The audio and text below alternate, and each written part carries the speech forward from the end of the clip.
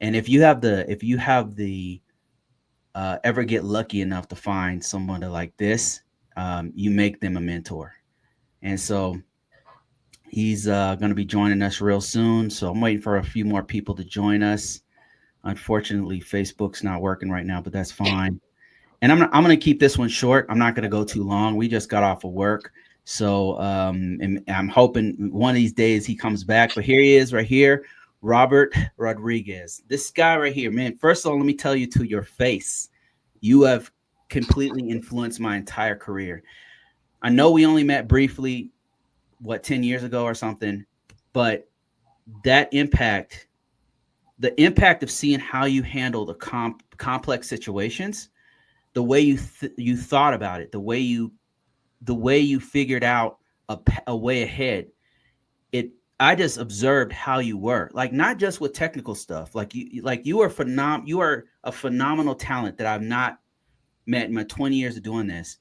I've met only a few people, handful of people who are as good as you at this. Like, you have a natural talent. You're like LeBron James of fucking cybersecurity. Yeah. So, um, seeing how you worked with technical things and then how you dealt with people, it's a rare combination to have somebody who is as talented as you in IT, but also has the emotional intelligence and depth to deal with complex situations. It's very, very rare. I've only met in person a few people like you. And so I wanted to pick your brain. And first of all, I want to start off with you telling us about your journey and why you became a cybersecurity. You could have done anything with your talent. You could have done anything with your mind. What inspired you to do this?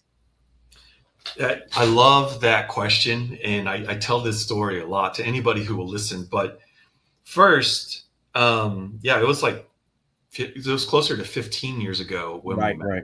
That's right. Um, and I always remembered you very impressionable, very hungry for learning. I think you were somewhat new to the Yep. field, and I remember like thinking to myself, this guy really wants to learn. I'm going to do everything I can to help that because you were hungry. And there's a few other people on the team that were like that too. And I thought that's where the best use of my energy would be spent. And we'll come back why we ended up meeting how we did. Mm, So I'll start at the beginning of my story.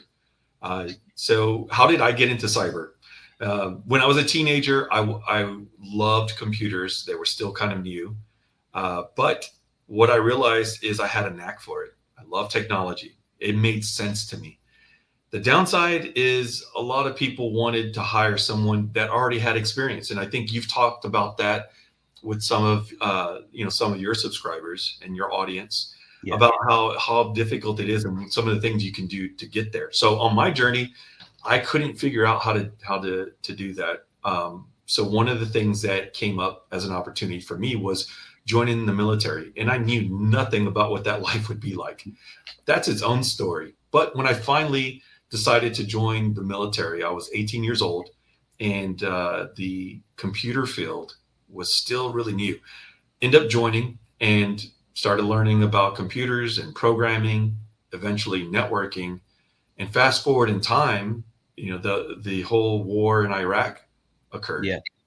Yeah. And so in 2006, I was deployed with um, the First Marine Expeditionary Force. I was, part of First Marine Division, so that's pretty important to note for my Marine brethren out there.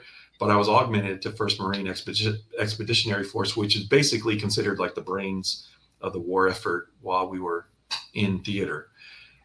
In that time, I had already moved into this field called information assurance. So it's what we call today cybersecurity. Hmm. And I did it because I was a little bored with networking and computing in general. And eventually, this new field came up, and I thought, okay, it's great growth potential. It's something new. And so I decided to jump into cybersecurity and see what it was about. While I was in Iraq, there were a lot of things that happened. One thing that happened was an email that led to a man's death, an email with specific information. The email had information about an itinerary where some very important people would be. And the person that sent the email did it because they thought everybody needs to understand that these important people are coming around and they need to look, professional and make sure they're doing stuff. And so the email came from good intentions. Unfortunately, that email was intercepted by some people who wanted to do harm to Americans in Iraq. And eventually, the information in that email led to an attack. Now, the VIPs, they weren't in that area. Their schedule had changed, and it's common practice to change schedules just for this reason. But there was a man I had met. I don't remember his name or what he looks like. I remembered that he was a firewall administrator. He, I think, was a school teacher previous to that job. He joined a company to come out to Iraq to switch careers because he also struggled getting into the IT field, and he just wanted to make a better life for his family. And I remembered he had a 2-year-old boy. He was from Colorado, and this man just came back from seeing, I think, his second son being born. And yet this email led to an attack resulting in this man's death. It really stuck with me. Now, when you're in a combat theater, especially if you're a Marine, you're trained to accept that loss of life is an inevitable impact in the business of war.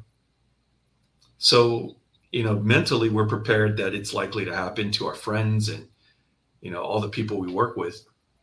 But this man's death just really shook me. I couldn't sleep for weeks.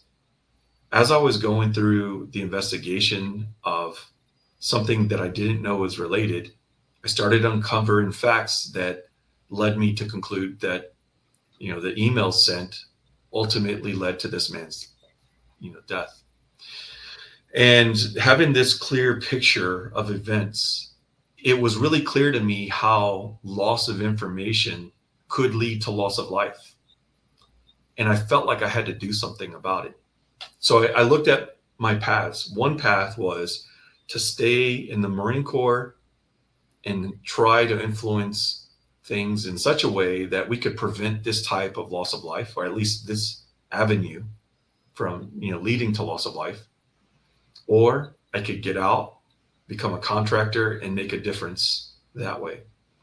And at the time, it was really difficult to be a Marine trying to grow into that level of influence because you're limited by the rank that you hold. Right. So it was a really, really steep path to be able to make a difference. And I wanted to make a difference right now. I didn't want to wait 10 to 15 years. And then, I'm the problem because I don't understand the new technologies. That's what my thought process was. So I decided to get out. And I'm going to tell you something. When I made the decision that I was going to get out, become a contractor, and come back to the Middle East to make a difference, it was a hard choice. It was a hard decision because I didn't want to get out of the Marine Corps. 11 years in the Marine Corps already. I was over the hump towards retirement. And it was a hard decision. But once I made that choice, I was able to sleep like a baby. And I knew that was the right choice. So, fast forward, I eventually get out of the Marine Corps and I decided to go all in cybersecurity, and it's become my mission. So my personal mission now is to leverage my knowledge, skills, and expertise to help make the world a little bit better through technology and mentorship. And so that's what I'm doing today. And that's actually what led me to come back. So I eventually ended up at a company called McAfee, and as a contractor. Yeah. That's how we met. So I went back to the Middle East where we met. Yeah, man. And that must have, knowing your backstory must be the reason why you were so influential in the place that we were, because you were able to navigate the super complex issues in such a way that you were we had management, but you were our leader because you understood the technology that we were using in a way that nobody else did.